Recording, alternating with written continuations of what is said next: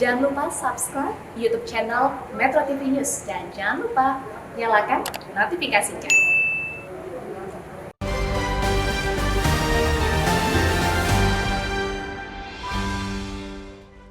Selamat pagi pemirsa. Setelah sebulan berkutat dalam gelap, pengusutan kasus kematian Brigadir Nofriansah Yosua Huta Barat alias Brigadir J mulai menemukan titik terang. Menjadi tugas polisi, Polri untuk menjadikan perkara itu benar-benar benderang. Begitu banyak kejanggalan yang disampaikan Polri di awal-awal penanganan kasus. Kasus itu berdampak serius bagi citra polisi di mata masyarakat karena banyak sekali penilaian miring. Perkara itu dinilai sangat mudah diusut, namun faktanya teramat sulit untuk diselesaikan. Pemirsa, inilah editorial Media Indonesia untuk hari ini, Selasa 9 Agustus 2022, dengan tema menyelamatkan institusi Polri bersama saya Leonard Tamosir. Dan editorial Media Indonesia ini juga dapat Anda simak melalui MG Radio Network di frekuensi 94,7 FM di kawasan Jakarta dan sekitarnya. Para pendengar dan Anda semua bisa ikut menyatakan pendapat Anda dengan menelepon nomor telepon 021 583 99 100. Dan pemirsa, pagi ini telah hadir di Studio Metro TV Ketua Dewan Redaksi Media Group, Elman Saragih. Bang Elman, selamat pagi. Pagi, Bung Leo. Sehat-sehat, Bang? Sehat. Ini kelihatannya kalau lihat koran, Bang, di halaman muka gelap sekali. Tapi ada hitam pekat. Hitam pekat, tapi ada lilin nih kelihatan, Bang. Apakah memang ini menjadi lilin yang akan menerangi atau jangan-jangan nanti di tengah jalan lilinnya justru padam, Bang? Kita akan bahas itu, tapi sebelumnya kita akan lihat dulu, Bang Elman dan pemirsa, beberapa berita yang diperhatikan khusus oleh Media Indonesia untuk pagi ini. Yang pertama ini adalah headline Media Indonesia untuk hari ini. Irjen Sambo kian tersudut. Ini tentunya dengan menjunjung tinggi asas praduga tidak bersalah, Bang Elman. Tapi apakah memang akhirnya kepada Irjen Sambo? Pertanyaannya. Ya, pasti kita hanya menduga-duga kan. Betul. Kepastiannya kita tunggu pernyataan resmi dari Kapolri kan. Tetapi kalau mengikuti perkembangan dari hari ke hari, kan terasa memang berubah total dari pernyataan awal kepolisian tentang kematian dari Brigadir Joshua ini. Jadi walaupun kita lihat kan berubah-ubah terus kan, tapi makin ke sini mulai terlihat ada titik terang gitu ya. Jadi ya ini juga menjadi pelajaran sebetulnya bahwa tidak ada yang tidak bisa terungkapkan gitu. Oke.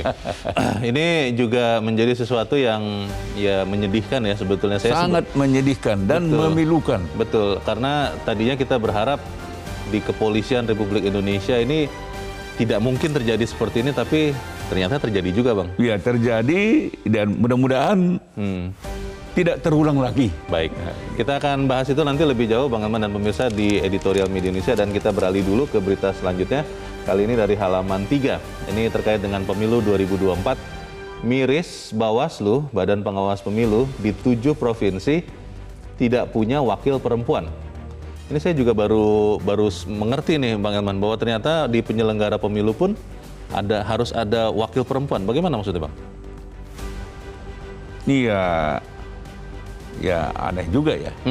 Karena mereka yang undang-undang yang mengharuskan katakanlah untuk kepengurusan parpol ada keterwakilan perempuan minimal 30%. Wah, itu besar itu. Nah, bahkan nanti dalam calon legislatif juga sama. Ya, mestinya ini juga harus bisa diterjemahkan di dalam badan penyelenggara pemilu misalnya.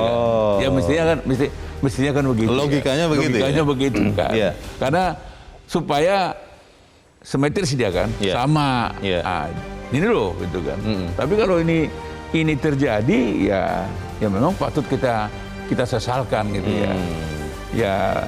Ya sudah, mau bilang apa lagi? Mau bilang apa lagi ya? Mau bilang apa lagi? Tapi tetap kan ini artinya fungsi Bawaslu-nya tidak kemudian menjadi terganggu. Enggak, tapi kan ini kan soal etika aja tuh. Norma ya. Norma. Iya. Kalau kemudian partai politik yang bertarung diminta ada wakil perempuan pengurusnya, kok pelaksana pemilunya pengawasnya tidak ada begitu ya? Ya mbok juga sama gitu ya. Oke deh, kita lihat nanti apakah setelah ini, saya rasa jangan-jangan Bawaslu ada wakil perempuannya, Bang.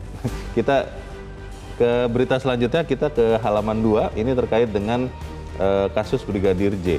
Karangan bunga simpati untuk Brigadir J. Ini kalau lihat tulisan-tulisan di papan karangan bunga ini, Bang, masyarakat rupanya juga sangat menunggu ya bagaimana kasus Brigadir J ini ujungnya, Bang. Bagaimana, Bang? Ya, ini kan sebetulnya kan pengewajawantahan dari perasaan yang paling dalam masyarakat dalam mengikuti kasus tewasnya Brigadir J ini kan. Artinya ada amarah masyarakat dan ada juga rasa lelah masyarakat mengikuti kasus ini dari hari ke hari. Maka setelah mereka melihat ada sedikit titik terang, nah, mereka dorong dalam bentuk karangan bunga dengan harapan tuntaskanlah kasus ini. Dan mari kita selamatkan juga lembaga kepolisian ini. Karena kita nggak mungkin bisa hidup tentram kalau lembaga kepolisian ini tidak berfungsi, Bung Leo.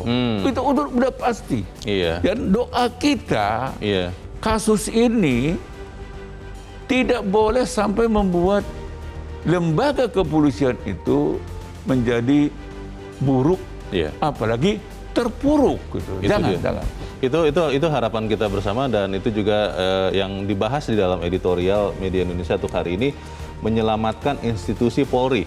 Memang tentunya kita sambil menunggu proses penyidikan ini berlangsung seperti apa ya, Bang. Tapi beberapa teman juga sudah mulai, yang tadinya saya tahu betul mereka sangat taat hukum, sangat menghormati polisi.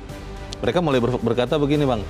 Wah, kalau ini sampai tidak tuntas, apalagi misalnya ada rekayasa, ujungnya tidak jelas, kita ragu juga nih. Kita masih tetap bisa percaya tidak penegak hukum, kepolisian yang menjaga keamanan kita, bisa kita percaya apa tidak? Bagaimana itu, Bang? Ya, saya harus mengatakan dengan apa adanya, Bung Leo ya. Kalau kita lihat kasus ini dari awal 8 Juli yang lalu kan gelap gulita kan. Apalagi kalau kita mengikuti pernyataan dari kepolisian, berubah-ubah dari hari ke hari. Yang pertama tanggal 11 Juli hari Senin itu. Betul. Ya? Iya. Jadi peristiwanya terjadi tanggal 8 Juli, hari Jumat. Hari Jumat baru diumumkan hari Senin. Jadi di sini aja sudah ada kejanggalan. Aneh. Dan yang membuat kita miris dan sedikit ya bukan jengkel, sampai Presiden Republik Indonesia, pemimpin negara ini, kepala pemerintahan sampai 3 kali memerintahkan kepada Kapolri buka dan usut secara tuntas dan transparan. Anda 3 kali, ditambah lagi desakan Menko Polkam, Profesor Mahfud MD. Saya tidak bisa bayangkan seorang presiden, seorang kepala negara, seorang kepala pemerintahan terpaksa harus 3 kali. Jadi berarti kalau hanya sekali tidak didengar. Kedua kali juga ada sedikit didengar. Ketiga kali baru mesin kepolisian itu baru bergerak. Sedikit mulai bergerak perlahan-lahan. Dan itu pun terasa lambat. Sekalipun demikian, Bung Leo, ya tentu saja kita tetap mengapresiasi langkah-langkah yang sudah dilakukan Kapolri ini.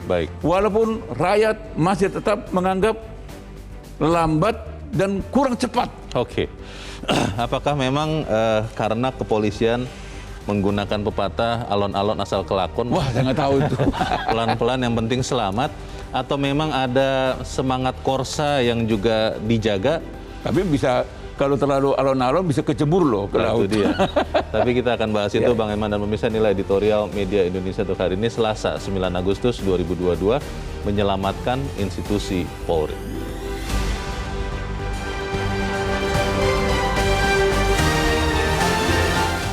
Menyelamatkan institusi Polri.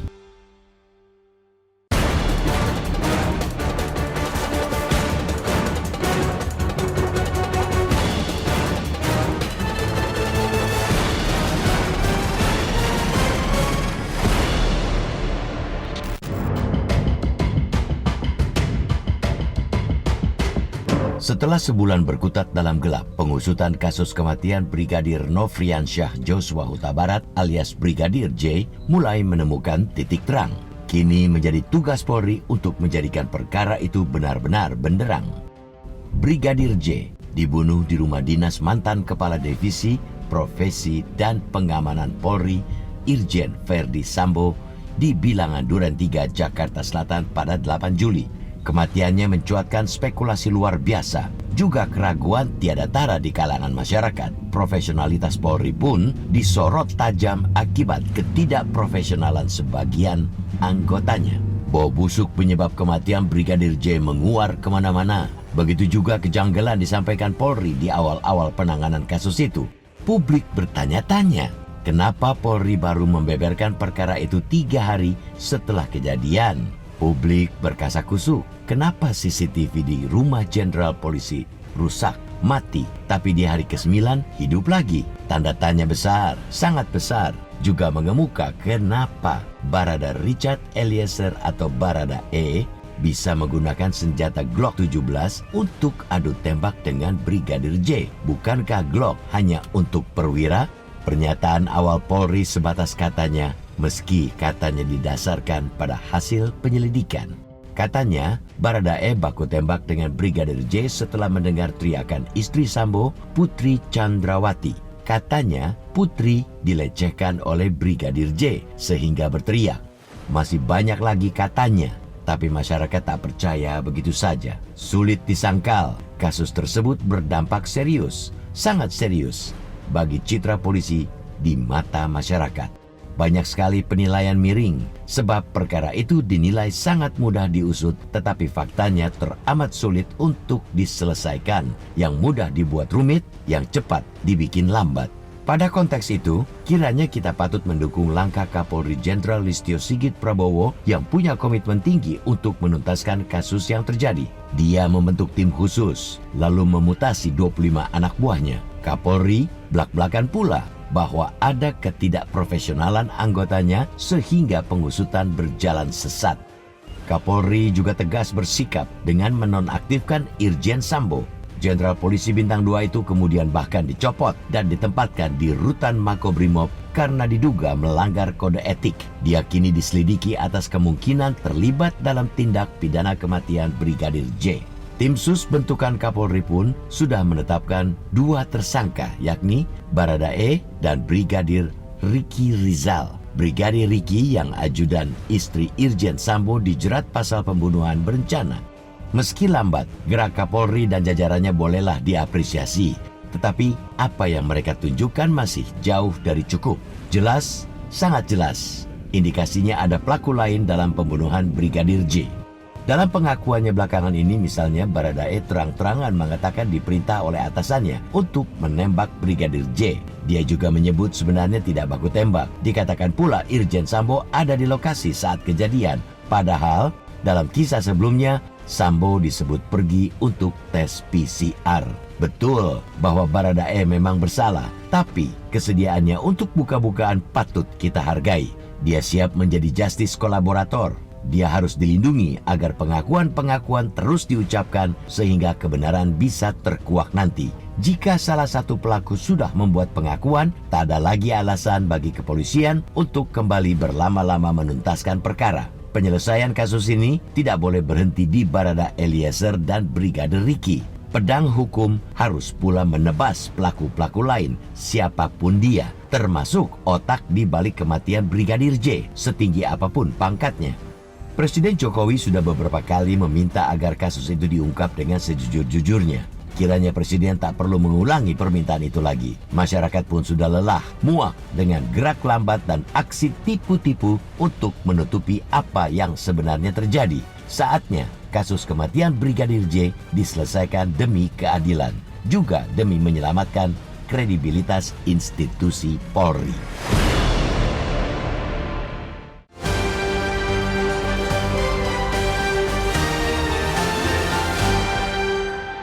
Di bagian berikut Anda bisa ikut menyatakan pendapat Anda terkait dengan editorial Media Indonesia untuk pagi ini, pemirsa. Untuk saat ini tetaplah bersama kami.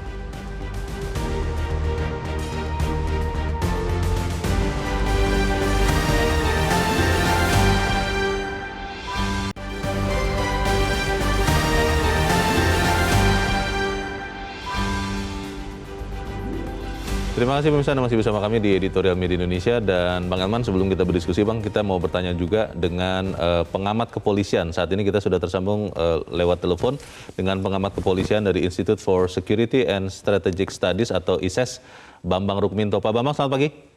Selamat pagi, Kang Leonard. Ya, Pak Bambang, ini kasus Brigadir J ini benar-benar menyita perhatian semua masyarakat Indonesia. Dan ini menjadi juga pertaruhan kalau saya lihat, apakah negara Indonesia ini masih negara hukum atau negara kekuasaan? Pertanyaannya begini, Pak Bambang, apakah kasus Brigadir J ini menurut Anda bisa benar-benar tuntas, setuntas-tuntasnya, walaupun itu mungkin akan menyangkut petugas-petugas, perwira-perwira yang berpangkat sangat tinggi, Pak Bambang? Kalau Kapolri konsisten dengan komitmennya untuk menuntaskan ini sesuai dengan arahan Presiden, saya yakin bahwa kasus ini akan selesai. Gitu. Cuma problemnya kalau saya melihat sampai saat ini masih tersendat-sendat. Salah satu contoh adalah proses etik di kepolisian, gitu loh. Yang padahal kasus-kasus pidana yang terkait dengan ini, yang dengan yang personil-personil yang lain itu ada. Proses etik ini seringkali menjadi alat menghindar dari anggota kepolisian dari jerat pidana. Itu yang harus kita kawal gitu. Jangan sampai kasus pidana menghilang setelah etik tidak ditemukan kesalahan-kesalahan etik. Padahal ini sebenarnya seperti yang disampaikan oleh Menko Polhukam bisa berbarengan seperti itu. Pak Bambang, ini kan memang benar sangkaannya atau gugatan atau tuntutannya adalah pelanggaran etika bekerja. Tapi kalau kemudian di dalam perjalanannya ditemukan dugaan pelanggaran pidana atau bahkan jangan-jangan ketahuan siapa yang mendalangi ini semua, itu akan benar-benar ditindak atau semangat Korsa akan membuat Polri menghindari menghukum perwira tingginya, Pak? Memang sangat berat ya untuk membuktikan itu, karena di masyarakat pun sudah seringkali muncul asumsi bahwa jeruk tidak mungkin makan jeruk seperti itu. Problemnya yang saat ini kan sekeranjang jeruk di dalam tubuh kepolisian. Siapa yang mau menghabiskan sekeranjang jeruk ini seperti itu? Makanya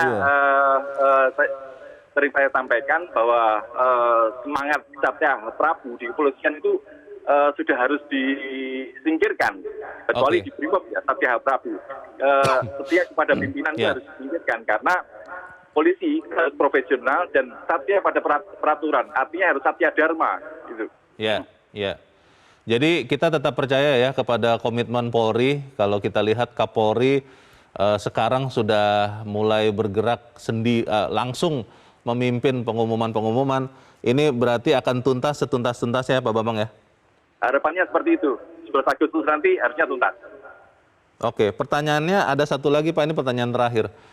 Kalau kemudian kasus ini dituntaskan, tapi tidak tuntas, yang diduga masyarakat adalah ada orang-orang beberapa saja yang terkorbankan begitu, dijadikan tumbal. Apakah kemudian kepercayaan masyarakat kepada kepolisian itu masih bisa tetap terjaga menurut Anda? Sangat berat ya, karena ini menyangkut institusi Polri secara menyeluruh. Karena yang melakukan ini bukan personil. Kalau kemarin bisa dikatakan bahwa ini oknum, kesalahan oknum, ini enggak. Ini adalah kesalahan kelompok di kepolisian. Kalau kelompok ini tidak dibersihkan, saya rasa kepercayaan masyarakat akan susah untuk kembali kepada Polri. Baik, kita berprasangka baik, kita dukung agar Polri membersihkan kalau memang ada kotoran di tubuh institusinya. Pak Bambang Rukminto, pengamat kepolisian, terima kasih Pak sudah mencerahkan kami pagi ini. Selamat pagi Pak Bambang. Selamat pagi, salam sehat untuk semuanya. Ya, Bang Elman, pertanyaannya itu Bang, tuntas itu kan relatif ya. Yang dalam pikiran masyarakat sekarang sudah banyak berkembang cerita yang kita juga belum tahu itu benar apa tidak. Tapi kalau kemudian ternyata keputusannya nanti, pengumumannya kan Kapolri rencananya akan mengumumkan, itu jauh sekali misalnya dari yang kita bayangkan. Hanya ada beberapa orang misalnya yang menjadi tersangka atau bahkan nanti kemudian menjadi dihukum. Ini masyarakat bagaimana Bang? Ya, jadi gini. Tadi kan Bung Leo kan tanya soal peradilan etika ini kan. Iya. pengusutan proses etika ini kan. Betul. Jadi proses etika ini jangan diartikan seakan-akan dia akan berikutnya akan memaafkan tindak pidananya. Pidananya tetap jalan. Jadi etika itu kan diperlukan dulu tuh. Kalau dia sudah ada yang dilanggar kan gitu. Yeah. Nah, pidananya bisa menyusul, tapi itu juga bisa bareng kan. Oh. Jadi nggak tidak ada saling meniadakan. Jadi kalau misalnya nanti keputusannya adalah tidak ada pelanggaran etika, pidana itu tetap jalan dan bisa juga kemudian menjerat yang bersalah. Kalau tidak ada, ini udah pasti ada etika yang dilanggar. Oh. Yang tadi kan seolah-olah kalau sudah ada hanya berhenti di etikanya. Tidak akan pernah berhenti di etikanya. Karena banyak masyarakat berpikir begitu, Bang. Ah, ini kan menyangkut orang kuat ini. Ya, kelihatannya nanti hasilnya akan yang dihukum adalah yang bawahan-bawahan, begitu, Bang. Itu sebabnya kalau saya lihat ya, konstruksi hukum yang dibangun adalah tersangkakan dulu orang yang tanda kutip seperti anggapan orang yang dikorbankan kan, yang bawahan-bawahan ini kan katakanlah berada E, dan sebagainya kan gitu. Kemarin ada Brigadir RR. Kan berada ini pada pengakuan pertama kan dialah yang mengeksekusi kan, baku tembaknya, skenario pertama. Tapi ketika dia dijadikan tersangka dan dia sudah mulai membayangkan hukuman apa yang akan dia terima, yang berat sekali. Nah, dia tidak mau. Lalu dia sekarang nyanyi. Bahkan dia bilang, bukan saya yang mengeksekusikan gitu. Dan tembak-menembak itu tidak ada. Hanya satu arah tembakan itu. Lalu pertanyaan kan, dan dia juga mengatakan, saya tidak punya motif untuk menembak Joshua kan gitu kan. Nah, artinya, dengan keterbukaan berada ini, si Eliezer ini, ya artinya apa? Berarti pelaku utama bukan dia. Nah, jadi ini yang saya mau katakan adalah kasus ini pasti tidak berhenti di berada E, RR dan sebagainya kan. Ini udah pasti akan menukik. Siapa lagi kan gitu kan. Bang, tapi pertanyaannya itu, Bang, yang tadi saya tanyakan juga. Kan ada semangat korsa, Bang. Misalnya ada kejadian itu di kalangan wartawan, mungkin kita akan ada sungkan untuk kemudian membuka apa adanya karena ada kehormatan profesi yang dijaga di situ. Apakah mungkin di tubuh Polri semangat korsa itu diabaikan karena ini kan juga melibatkan perwira tinggi loh, Bang. Ini perwira tinggi yang sangat berharga juga sebetulnya untuk Polri. Sebetulnya kan kalau kita bicara tentang hukum, mau apakah itu menyangkut kepolisian, apakah menyangkut instansi yang lain, kan pada dasarnya kan di hadapan hukum kan semua sama. Apakah pelakunya prajurit, apakah pelakunya perwira, apakah perwira tinggi kan sama. Nah, kalau masalah ini dititikberatkan semangat korsa, artinya kepolisian, Kapolri dalam hal ini akan mengorbankan institusi kepolisian. Mengalahkan institusi daripada sesama polisi. Sekarang saja, jujur aja, tingkat kepercayaan kepada masyarakat, tingkat kepercayaan masyarakat terhadap lembaga kepolisian akibat kasus tewasnya Joshua ini, itu sangat buruk. Pencitraannya sangat buruk. Mungkin jangan-jangan sudah di titik nadir yang paling rendah. Turun sekali ya? Turun sekali nih. Nah, kalau ini dibiarkan, kalau kepolisian tidak tegas, kalau kepolisian tidak menuntaskan sampai ditemukan siapa pelaku utamanya, apalagi masyarakat sebenarnya sudah menduga-duga loh. Pelaku utamanya adalah Leo. Orang udah tahu itu.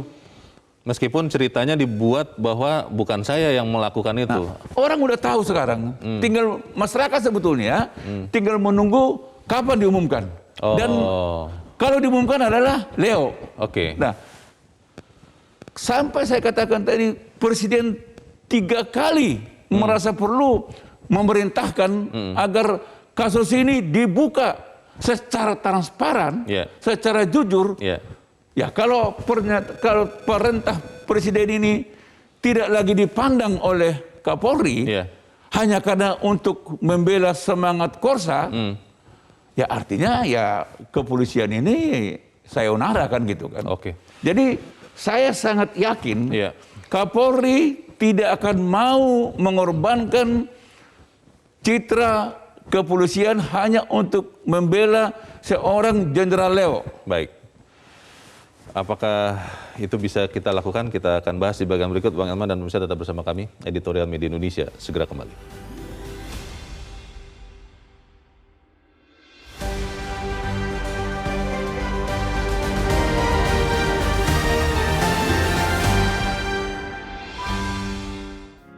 Media Indonesia mengajak Anda untuk mengakses fitur premium e-paper.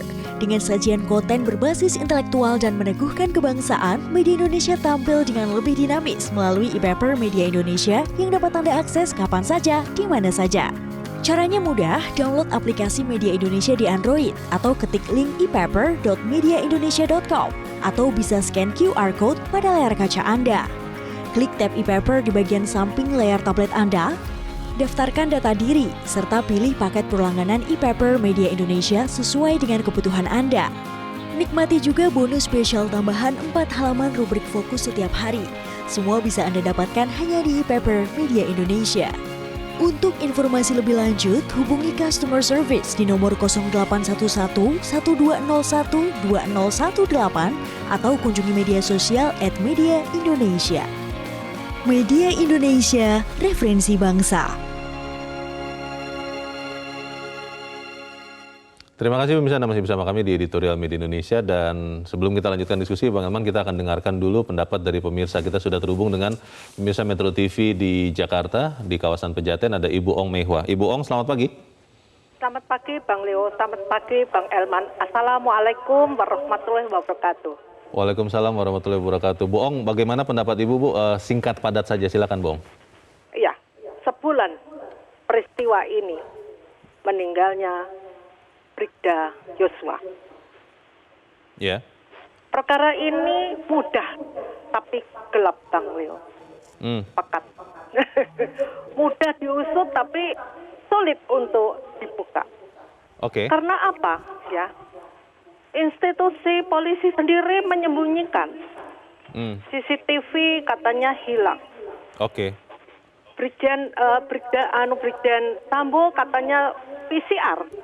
Tetapi ada di situ. Lalu perjalanan dari Magelang sampai kepada rumah pribadinya dan rumah dinas. Ternyata ada ribut-ribut sehingga Brigda E turun. Ternyata Bu Ong, ini kan sekarang arahnya sudah makin jelas ya. Ternyata berbeda dari skenario awal. Pertanyaan saya ini aja, Bu. Ibu masih percaya tidak bahwa penyidikan sekarang akan benar-benar menuntaskan dengan tuntas, bukan hanya beberapa orang yang sudah jadi tersangka ini saja nanti yang harus bertanggung jawab, atau Ibu ragu bahwa ini akan sampai ujung, Bu, penyidikannya? Mudah-mudahan dengan Kapolri bisa membuka peristiwa ini sebuka-bukanya, kata Pak Presiden, sampai Presiden menginstruksikan buka sebuka-bukanya. Bang Leo, saya punya peristiwa. Bu.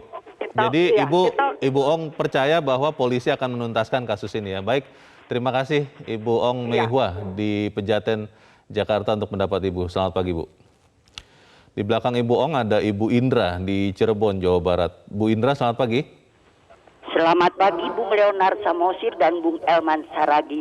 Assalamualaikum warahmatullahi wabarakatuh. Metro. Waalaikumsalam warahmatullahi wabarakatuh. Silakan Bu Indra, pendapat Ibu singkat padat saja, Bu, silakan.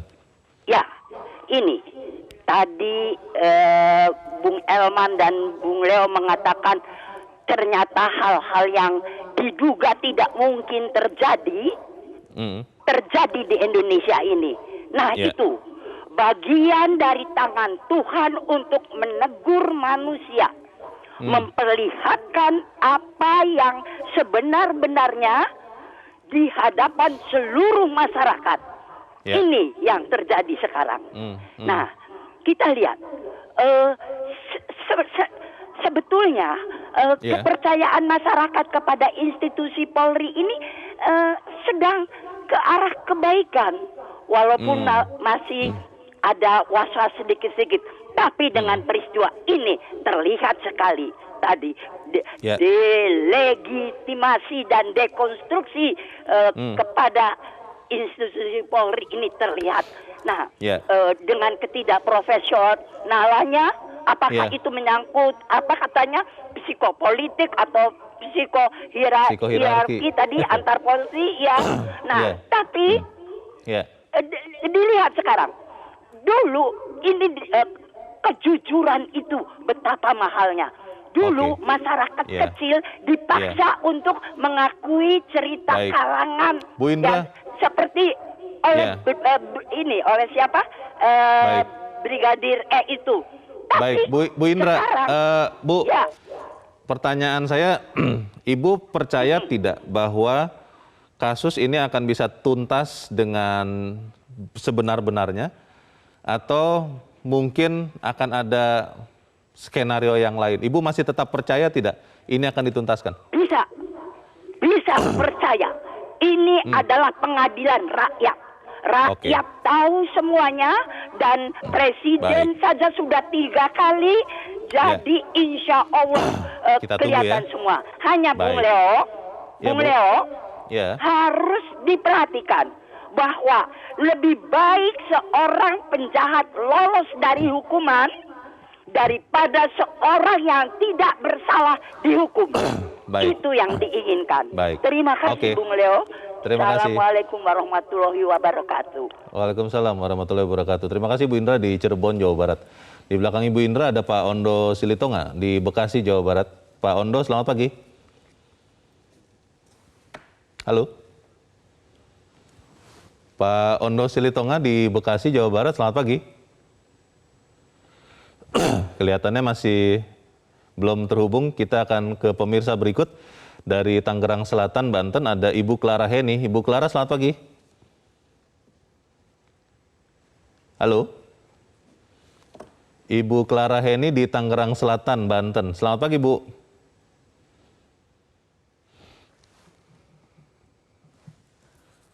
Kelihatannya juga belum tersambung. Baik, kita sambil coba nanti mendengar lagi. Tapi pertanyaannya begini, Bang Eman. 2 orang ibu tadi bilang masih percaya. Malah Bu Indra mengatakan ini pengadilan rakyat. Sebenarnya tidak ada, tapi itu yang dianggap Bu Indra. Apakah benar ini akan benar-benar sampai ke ujung, Bang? Memang kalau kita mengikuti kasus ini dari awal, pada mulanya memang nyaris ketegasan itu bisa dilakukan kan itu kan. Maksudnya skenario awal yang akan dipercayai, yang akan didorong oleh Polri. Kalau kita lihat awalnya penjelasan kepolisian, sepertinya kan kasus ini mau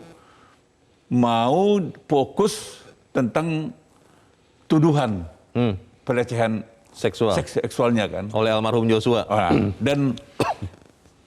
Dan sepertinya akan almarhum Joshua ini akan menjadi tersangka utama kan? Yang tidak bisa bela diri karena sudah meninggal. Karena tersangka utamanya sudah meninggal, maka kasusnya ditutup kan gitu kan?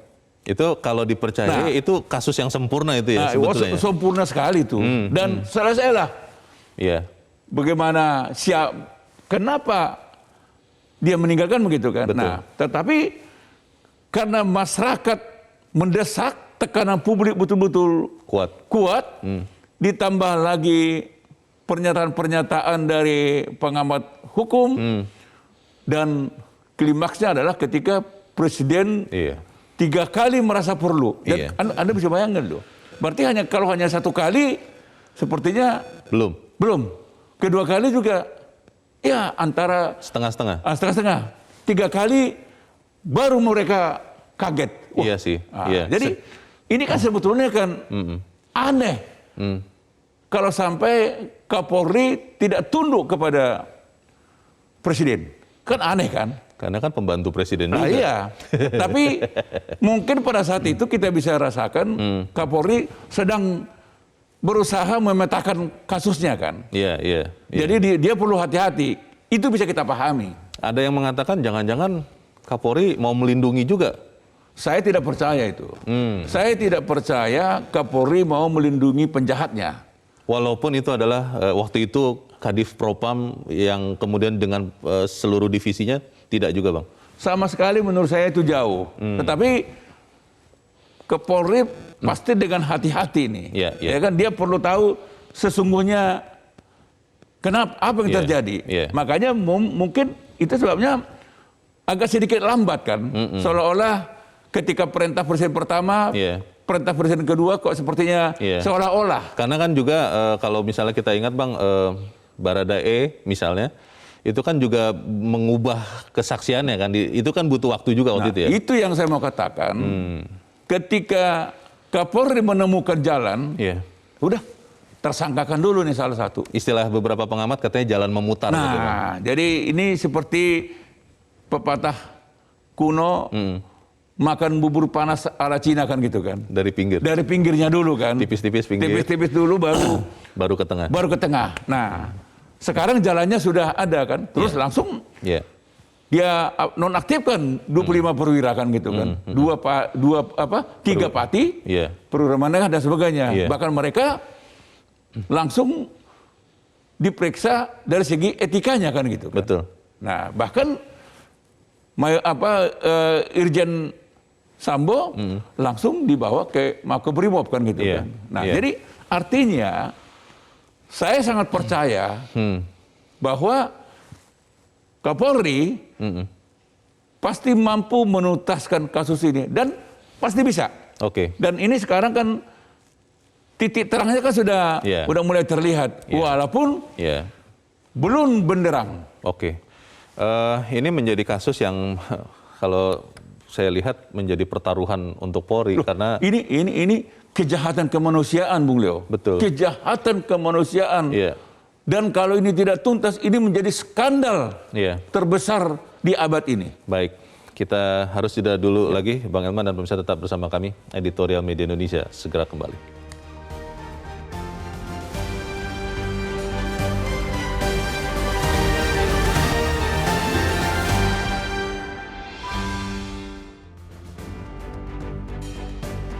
Terima kasih pemirsa, Anda masih bersama kami di Editorial Media Indonesia dan kita ada di bagian akhir dari diskusi kita pagi ini. Bang Elman, biasanya ya, baik di kejadian nyata maupun di film-film begitu, anggota kepolisian kalaupun sampai gugur, itu biasanya karena tertembak atau terbunuh oleh penjahat, Bang.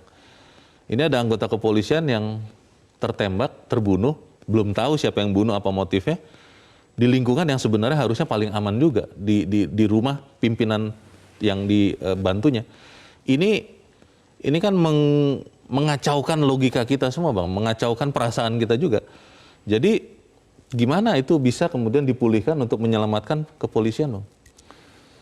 Ya, pulih tidaknya citra kepolisian ini, Leo, dari kasus yang sangat memalukan ini.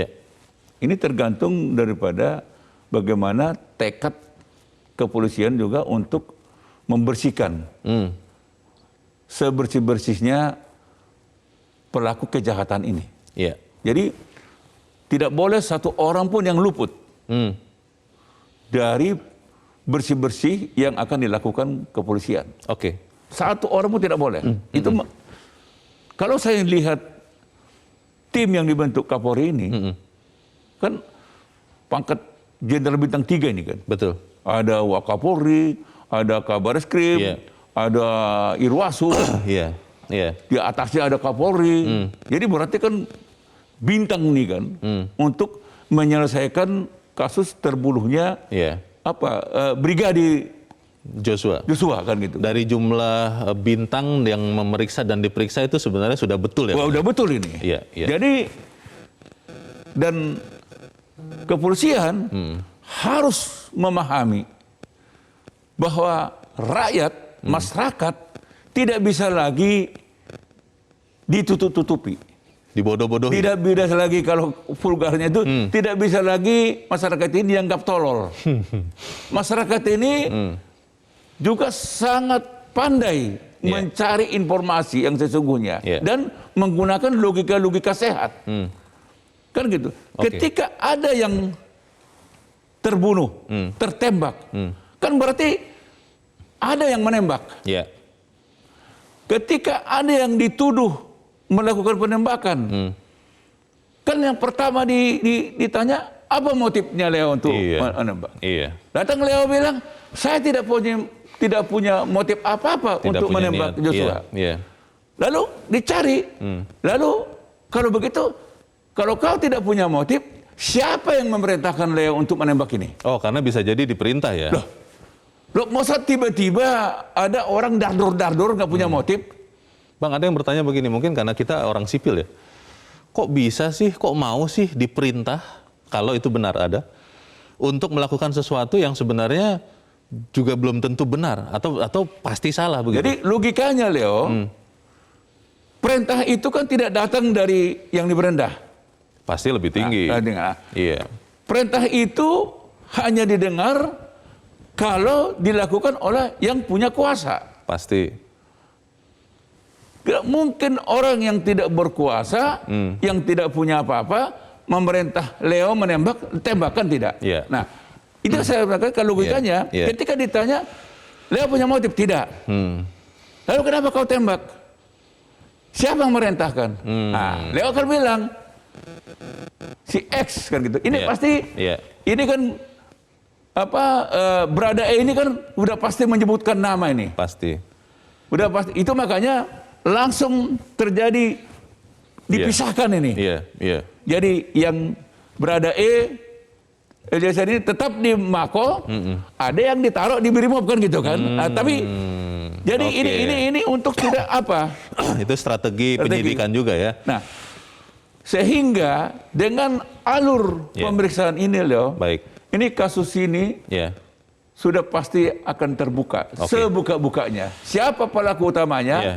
Mungkin kalau tidak hari ini, besok sudah pasti akan diumumkan. Apakah itu juga yang dirasakan pemirsa? Kita akan coba lagi, Bang Elman, ada seorang pemirsa di Tangerang Selatan, Banten, Ibu Clara Heni. Bu Clara Heni, selamat pagi. Pagi, Bung Leo dan Bung Elman. Singkat, karena waktunya sudah sedikit, oke? Pokoknya begini aja, Bu. Masyarakat akan percaya setelah ini dibuka secara terang benderang. Satu. Nah, kalau masih ditutup-tutupi, seperti yang kemarin-kemarin kejadian itu, masyarakat sudah krisis kepercayaan. Jadi institusi Polri harus melakukan pembenahan, evaluasi dan seterusnya, dan dibuka seterang-terangnya. Singkat saja, Bung Leo. Itu ya. Terima kasih banyak. Selamat pagi. Terima kasih Bu Clara di Tangerang Selatan, Banten untuk pendapat Ibu. Selamat pagi. Di belakang Bu Clara ada juga pemirsa Metro TV di Tangerang, Banten juga. Di Tangerang ada Ibu Rosa. Ibu Rosa, selamat pagi. Halo, selamat pagi. Selamat pagi Bu Rosa. Bagaimana Bu pendapat Ibu? Selamat pagi. Ya, silakan Bu. Singkat padat saja. Dari awal memang saya mengikuti kejadian ini. Memang ada keraguan. Polisi tidak akan membongkar seluruhnya. Tetapi dengan penelitian atau pemeriksaan berikutnya ini ditangani Kapolri, saya yakin itu bisa tuntas. Dan kepercayaan rakyat harus dipegang oleh pihak aparat agar kepercayaan rakyat makin percaya dengan institusi kepolisian. Itu aja. Ya, baik. Terima kasih Ibu Rosa di Tangerang, Banten untuk pendapat Ibu. Selamat pagi. Kalau melihat keyakinan dua ibu-ibu kita nih Bang, berarti sebenarnya kan percaya bahwa apa yang dilakukan Kapolri sekarang ini sudah kembali, kalau memang tadinya sesat begitu ya, atau salah jalan, sudah kembali ke jalan yang benar. Bagaimana Bang? Tadi kan Ibu Clara kan bilang, apakah citra lembaga kepolisian ini bisa diselamatkan atau tidak, tergantung bagaimana kepolisian menuntaskan kasus ini. Seberapa terang benderang. Seberapa terang benderangnya. Dan tidak terjadi semacam peradilan sesat. Artinya mengadili orang yang tidak bersalah. Tetapi melepaskan orang yang sesungguhnya melakukan tindak kejahatan kan gitu kan. Ini poinnya sebetulnya. Makanya tadi Ibu Rosa sangat yakin. Dan kita pun merasa yakin. Dan rakyat juga sekarang ini sebetulnya perlahan-lahan sudah melihat, tadi saya katakan, lilin-lilin kecil sudah mulai menyala. Makin banyak, makin terang. Tapi belum terang benderang. Nah, sekarang beberapa waktu ke depan, tergantung kepada kepolisian, mau nggak lilin-lilin ini menjadi cahaya yang menerangi Republik ini dengan seterang-terangnya. Dan pasti bisa. Rakyat tetap akan percaya. Oleh karena itu kita minta kepada Kapolri jangan sia-siakan kepercayaan ini. Bang, tapi ada pemikiran begini juga, Bang. Kan karena ini lama sekali diusut, lalu cerita awal, saya bilang cerita karena kemudian kan aparat Bareskrim sudah mengatakan tidak ada itu kan, yang skenario awal ada tembak-menembak itu kan sempat membuat kita langsung kehilangan kepercayaan sebetulnya kepada kepolisian. Wah, kok banyak yang nggak masuk akal di skenario itu. Nah, pertanyaannya adalah kalau itu kemudian nanti disampaikan oleh Kapolri, oleh tim khusus ini, ternyata tidak seperti yang dipikirkan atau yang sudah mulai dipercaya masyarakat. Karena banyak beredar kan Bang, itu informasi-informasi yang katanya A1 itu lewat berbagai media. Ternyata berbeda dengan itu. Itu apakah kemudian merusak kepercayaan masyarakat, Bang? Jadi begini, kita juga nggak boleh memaksakan apa yang ada di dalam pikiran rakyat kan. Jadi yang ingin kita tekankan kepada Kapolri harus membuka kasus ini seterang-terangnya, setransparan mungkin, dan harus jujur. Kalau mereka jujur, katakanlah siapa yang melakukan penembakan, pelaku utamanya siapa gitu kan. Kalaupun itu nanti berbeda dengan apa yang sudah diyakini masyarakat, tidak apa-apa. Sepanjang itu adalah kebenaran, kepolisian harus tetap teguh. Nggak boleh hanya karena tekanan publik, masyarakat, lalu dia akan mengikuti nama yang sudah diinginkan oleh rakyat. Itu tidak boleh. Malah jadi sesat juga. Malah jadi sesat itu. Dan kita harus percaya, perlahan-lahan rakyat akan membenarkan nanti, oh iya, kita salah gitu kan. Tetapi kalau memang apa yang dibayangkan rakyat itu memang itu pelakunya, dan memang sesungguhnya dia, tetapi kepolisian mengumumkan nama lain, ini berbahaya nih. Bang, ada beberapa fakta juga seperti misalnya hasil ekshumasi otopsi ulang kedua, yang kalau menurut dokter forensik yang memeriksa membutuhkan waktu juga untuk memastikan hasil temuannya. Itu kalau saya baca dari media-media itu mungkin sampai akhir Agustus atau sampai September baru terlihat karena memang butuh waktu untuk memeriksa hasil otopsi kedua ini. Nah, hal-hal seperti ini apakah masyarakat masih bisa terima untuk kemudian menunggu atau memang jangan-jangan masyarakat juga sudah tidak sabaran ini, Bang? Kalau saya sih berharap ya, masyarakat sudah berharap sekarang hasil otopsi kedua dan hasil otopsi pertama harus diumumkan. Sama-sama? Sama-sama. Kalaupun ada perbedaan, kepolisian harus dengan rela menyatakan memang otopsi pertama begini, otopsi kedua begini. Kalau ada kesalahan ternyata harus diakui. Berarti otopsi pertama itu kalau itu dianggap salah, maka tindaklah siapa yang membuat ini salah. Dan nggak boleh ada perlindungan, nggak boleh melindungi penjahat. Meskipun sesama korps. Meskipun sesama korps, apakah itu dokternya yang salah atau memang petugas kepolisian yang menyampaikan itu yang salah? Kita kan nggak tahu. Mungkin otopsi pertama juga sudah benar, tapi dibelokkan, kita kan nggak tahu. Oleh karena itu harapan kita dalam 1-2 hari ini juga hasil otopsi ini bukalah seterang-terangnya kepada masyarakat. Kalaupun itu ada perbedaan, nggak apa-apa. Demi menjaga marwah citra kepolisian, buka apa adanya. Yang salah, salah. Yang benar, ya benar. Baik. Dengan itu kita harap institusi Polri bisa terselamatkan. Bang Pasti bisa kita selamatkan. Dan kita tetap percaya kepada Kapolri ini. Baik, kita tunggu sama-sama Bang Elman Saragih. Terima kasih Bang sudah hadir di tempat ini. Selamat pagi. Pemirsa, Presiden Joko Widodo sudah beberapa kali minta agar kasus ini diungkap sejujur-jujurnya. Kiranya Presiden tidak perlu lagi mengulangi permintaan itu. Masyarakat sudah lelah, muak dengan gerak lambat dan aksi tipu-tipu untuk menutupi apa yang sebenarnya terjadi. Saatnya kasus kematian Brigadir J diselesaikan demi keadilan, juga untuk menyelamatkan kredibilitas institusi Polri. Saya Leonard Samosir berterima kasih Anda sudah menyimak editorial Media Indonesia 1 pagi ini. Tetap pakai masker Anda untuk menjaga kesehatan Anda. Selamat pagi, sampai jumpa.